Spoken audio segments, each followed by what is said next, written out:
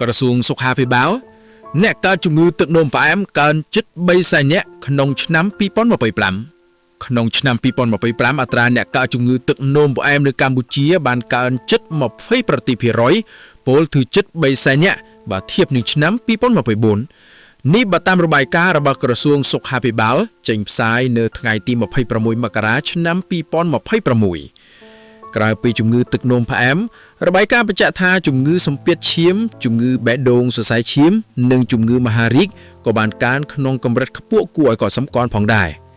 អ្នកជំនាញផ្នែកសុខាភិបាលយល់ថាការកើនឡើងនៃជំងឺមិនឆ្លងនេះពេលនេះគឺការចេញពីការធ្វេសប្រហែសរបស់អ្នកជំងឺទៅលើរបបអាហារប្រចាំថ្ងៃក្នុងរយៈពេលពេញមួយឆ្នាំ2025កម្ពុជាមានអ្នកកើតជំងឺទឹកនោមផ្អែមថ្មីជិត3សែននាក់ចំនួននេះបានកើនឡើង 26.8% បើប្រៀបធៀបនឹងឆ្នាំ2024នេះជាការលើកឡើងរបស់លោកវេជ្ជបណ្ឌិតលោវាសនាគិរីរដ្ឋលេខាធិការក្រសួងសុខាភិបាលនៅក្នុងពិធីបើកសន្ទនាសុខាភិបាលលើកទី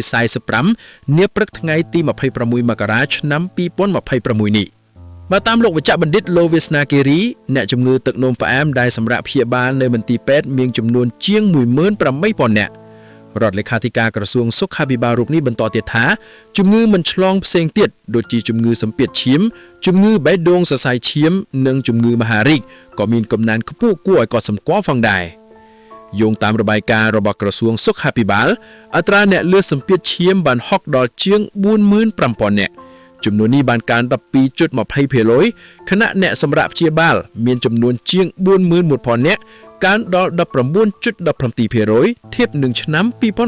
2024ដល់ឡែកអ្នកជំងឺបេះដូងសរសៃឈាមមានចំនួន 15,329 នាក់ក្នុងនោះអ្នកជំងឺជាង 25,000 នាក់បានទទួលការព្យាបាលខណៈអ្នកជំងឺ 1,091 នាក់បានស្លាប់ចំពោះជំងឺមហារីកវិញអត្រាអ្នកកើតជំងឺនេះមានចំនួនប្រមាណ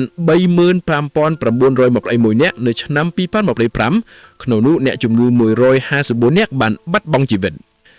លោកវេជ្ជបណ្ឌិតអួតវុធីប្រធានសមាគមគ្រូពេទ្យគុណធម៌បានថ្លែងប្រាប់វិទ្យុបារាំងអន្តរជាតិនៅថ្ងៃទី26មករានេះថារបបអាហារជាកត្តាសំខាន់មួយដែលជំរុញឲ្យមានកំណើននៃជំងឺមិនឆ្លងតាមលោកវេជ្ជបណ្ឌិតអួតវុធីអ្នកកើតជំងឺទាំងនេះច្រើនតែធ្វេសប្រហែសមិនបានធ្វើលំហាត់ប្រាណទៀងទាត់និងបរិភោគតែចំណីអាហារណាដែលមានជាតិគីមីខ្ពស់ប្រធានសមាគមគ្រូពេទ្យគុណធម៌រូបនេះទទូចទៅពលរដ្ឋខ្មែរព្យាយាមកាត់បន្ថយការបរិភោគអាហារកែច្នៃនិងត្រូវធ្វើលំហាត់ប្រាណឲ្យជាប់ជាប្រចាំសូមរំលឹកថារដ្ឋាភិបាលកម្ពុជាធ្លាប់បានទម្លឹះកញ្ចប់ថវិកាប្រមាណ$20 លានអាមេរិកដើម្បីទិញនិងផ្គត់ផ្គង់ថ្នាំព្យាបាលជំងឺទឹកនោមផ្អែមនិងលើសឈាមជូនដល់ប្រជាពលរដ្ឋខ្មែរដោយឥតគិតថ្លៃកាលពីឆ្នាំ2025កន្លងទៅប៉ុន្តែចំពោះឆ្នាំ2026នេះវិញគេមិនទាន់ដឹងថាតើរដ្ឋាភិបាលនឹងទម្លាក់កញ្ចប់ថវិកាបើប្រមាណនៅឡើយទេ